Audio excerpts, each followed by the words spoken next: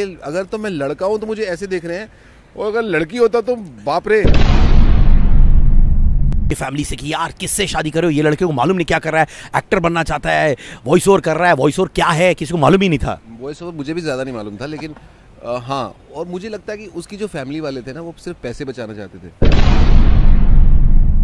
सुनील ग्रोवर और कपिल के बीच में बहुत सारे पंगे हो रहे हैं वगैरह वगैरह वगैरह, वाकई में ऐसा हुआ था कि नहीं ऑनेस्टली? कुछ लॉजिस्टिक्स की प्रॉब्लम थी और कुछ कॉन्ट्रैक्चुअल प्रॉब्लम थी, कॉन्ट्रैक्ट्स रिन्यू हो रहे थे, उसको लेकर कुछ आर्ग्यूमेंट्स थे हमारे कुछ।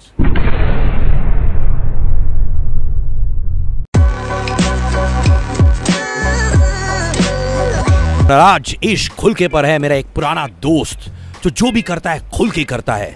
जब एक्ट्रेसेस पर लाइन मारता है खुल के मारता है, जब एक्टर्स पर लाइन मारता है खुल के मारता है, और आज भी खुल के बैठा हुआ है क्योंकि आज वो अपने शॉट्स पर स्विमिंग पूल के पास मुझे बैठा के इंटरव्यू करवा रहा है। Sunil Grover. Hello my friend Siddharth Kannan Sid K is right with me. Hello brother, मैं बड़े दिनों बाद हमारी मुलाकात हुई है और हम लोग आज एक पूल साइड पे बैठे हैं। आपको तो दिख भी नहीं रहा होगा, पूल आपके पीछे है, मतलब उधर है जहाँ आप हैं उसके पीछे पूल है, तो वो आपको दिख भी नहीं रहा होगा। जी, और बगल में बिकिनी में एक अच्छी सी आंटी है जो लेटी है, जो आपको नहीं दिखाएंगे। क्यों दिखाएं आपको? आपने ऐसे क्या पुण्य किए जो हम आपको दिखाएं? अच्छा मुझे बताओ, जब तुम ये लेडीज का किरदार निभाते हो तो कभी ये लगता कि यार जो मर्द मेरे अंदर छुपा हुआ है वो बाहर आ जाए, वो बाहर आ जाए, ऐसा होता है क्या? उल्टा होता है भाई, वो तो मेरे मर्द ना बाहर आए, मुझे मर्द को रोकना पड़ता है बहुत बार।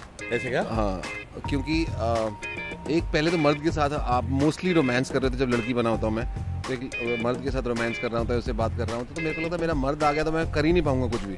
और अगर लड़की होती है तब भी मैं रोकता हूँ कि मेरा मर्द बाहर नहीं आ जाए। यार पर एक कहानी है कि जब तुम एक वॉइस ओवर कर रहे थे और तुम घर से भागने की सोच रहे थे अपनी मोहतरमा के साथ, उस समय तुम्हारी गर्लफ्रेंड थी और तुमने वो भागने का प्रोग्राम रोक दिया था वो वॉइस ओवर के चक्कर में, वो कहानी बताना भाई। वैसे 3-4 कहानियां हो चुकी है, मैंने तो 1-2 शादियां भी कैंसिल कर दी है। मेरे को जब जॉब आता था तो मेरी शादी की फिक्स मैं शादी कैंसिल करके जॉब कर लेता था, बिकॉज हाँ वो पर्टिकुलर कहानी जो थी, हाँ मैंने वॉइस ओवर के चक्कर में शादी रोक दी थी एक दिन के लिए।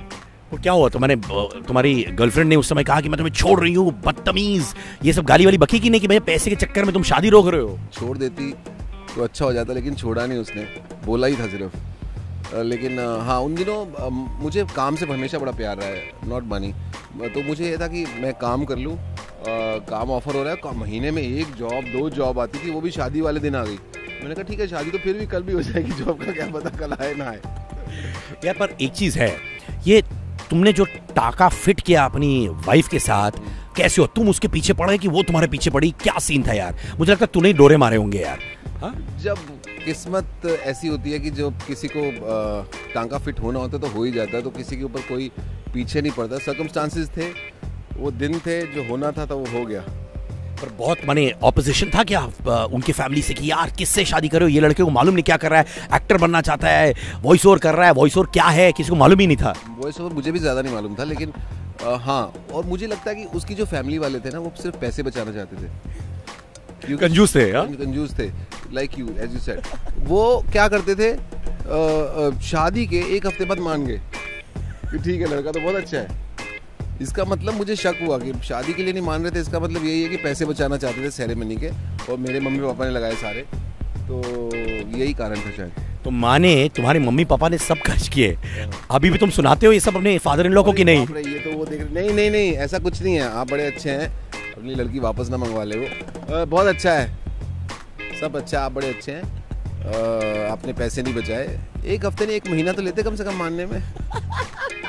भाई तुम्हारी करिश्मेटिक पर्सनालिटी ऐसी है यार, तुम्हें देख के ही वो बने बोलेंगे वाह क्या सन इन लॉ मिल रहा है। हाँ, तो शादी के 2 दिन पहले मान जाते ना, 4 दिन पहले मान जाते, जब टेंट बुक करना था, जब वेन्यू बुक करना था, तब नहीं माने वो। यार मुझे याद है कि जब मैं तुम्हारे बेटे के फर्स्ट बर्थडे पर आया था, मैंने सोचा पूरी पार्टी बेटे पर डेडिकेटेड होगी, आंखों में आंसू होंगे और तुम कमबक अपने लिए गाना गाने लगे। वो क्या कहानी है भाई? बेटा बेटे की फर्स्ट बर्थडे पे माने पापा अपने बारे में गाना गा रहा है। हाँ, क्योंकि मेरा बड़ा यकीन है कि वो सब लोग बोलते थे गुड लुकिंग है मोहन, तो मैंने बोला पापा पे लुक्स गए हैं उसके। एक गाना भी बनाया था उन दिनों में, इफ यू रिमेम्बर। सुना देना यार। हाँ, गाना ओरिजिनल था, बिल्कुल ओरिजिनल।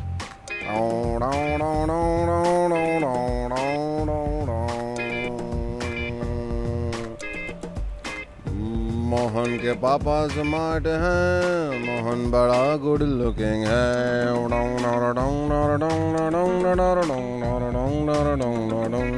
लुक्स गए हैं पापा पे, मोहन के पापा स्मार्ट हैं, मोहन के फीचर शार्प हैं, लुक्स गए हैं पापा पे। तो एग्जैक्ट लिरिक्स याद नहीं है, लेकिन बहुत टाइम हो गया, 4-5 साल हो गए उस बात। माने हम लोग सब कुर्सियों से गिर गए कि यहाँ पे हम लोग सोच रहे थे कि सुनील ग्रोवर द फादर अपने बेटे के लिए गाना गाएगा और वो अपने बारे में गाना गा रहा था। यार कैसा है तू यार। बेटे को पता क्या उस गाने के बारे में? 1 साल का था ना, तभी उसको इतना समझ में नहीं थी, तो अभी उस गाना मैंने सुनाया नहीं कभी, नहीं तो वो भी मुझसे रिवेंज देने के चक्कर में कहीं निकलना पड़े। पर मुझे बताओ, तुम जैसे हार्ट को मर्द, कैसनोवा, लवर बॉय, जिसका दिल लड़कियों पे बहुत जल्दी आता है, जब महिला बनते हो तो कहीं कहीं तुम्हें लगता है यार नहीं नहीं नहीं, I want to be Sunil Grover through and through, ऐसा होता क्या है? Honest confession. मुझे एक्चुअली अच्छा लगता है, मेरे लिए वो ऑन अ सीरियस नोट, जो कि आपको पसंद नहीं है सीरियस नोट, मेरे को भी ज़्यादा आता नहीं है, लेकिन मेरे लिए वो लड़की या लड़का नहीं है, मेरे लिए कैरेक्टर है। सो जेंडर मेरे दिमाग में होता ही नहीं जब मैं करता हूँ। सीरियसली मैं अब मेरे मन में मैं ड्रैग एक्ट नहीं कर रहा होता हूँ कि ऐसा कर रहा हूँ कि मैं एक लड़की बन रहा हूँ, नहीं, मैं एक कैरेक्टर बन रहा हूँ, उस कैरेक्टर को मैं जीता हूँ, बस उतना ही फ़र्क है। पर ऐसा होता है रियल लाइफ में कि कोई शक्ति कपूर टाइप्स तुम्हारे पास आता है और बोलता है रिंकू भाभी? कई जगह हम लोग इवेंट करने जाते हैं जहाँ पे मैं लड़की बना होता हूँ, और थोड़े से इस तरह के टाउन होते हैं जहाँ पे टेलीविज़न के जो एक्टर्स होते हैं वो ज़्यादा नहीं आते हैं या फिल्म स्टार्स नहीं आते हैं, तो उन लोगों की जो रिएक्शन होता है वो देखने वाला होता है। वो एकदम ऐसा झपट्टा मारते हैं आपकी तरफ, जैसा कि लगता है कि आप वाकई लड़की है। आपको, मेरे को खुद लड़की लगने लगता हूँ जब मैं लड़की बना होता हूँ, तो वो कभी कभी लगता है कि यार लड़का ही ठीक है। हाँ, माने तुम्हें तब लगता है कि यार ये तुम्हें अश्लील नजरों से देख रहे हैं अश्लील नजरों से, और मैं जेन्युइन, मुझे खेद भी होता है लड़कियों के लिए कि ये अगर तो मैं लड़का हूँ तो मुझे ऐसे देख रहे हैं, और अगर लड़की होता तो बाप रे बहुत मुश्किल हो जाता, या तो फिर वो शायद लड़कों को देखते होंगे। अच्छा मुझे बता, हाँ, जब हमें ये सुनने में आया था कि सुनील ग्रोवर और कपिल के बीच में बहुत सारे पंगे हो रहे हैं वगैरह वगैरह वगैरह, वाकई में ऐसा हुआ था कि नहीं? ऑनेस्टली पंगे तो कभी नहीं हुए कपिल और मुझ में, तो कभी ऐसा कुछ नहीं हुआ। कपिल का तो मैं बहुत एडमायर करता हूँ उनके काम को, तो कभी कुछ ऐसा प्रॉब्लम, कुछ लॉजिस्टिक्स की प्रॉब्लम थी और कुछ कॉन्ट्रैक्चुअल प्रॉब्लम थी, कॉन्ट्रैक्ट्स रिन्यू हो रहे थे, उसको लेकर कुछ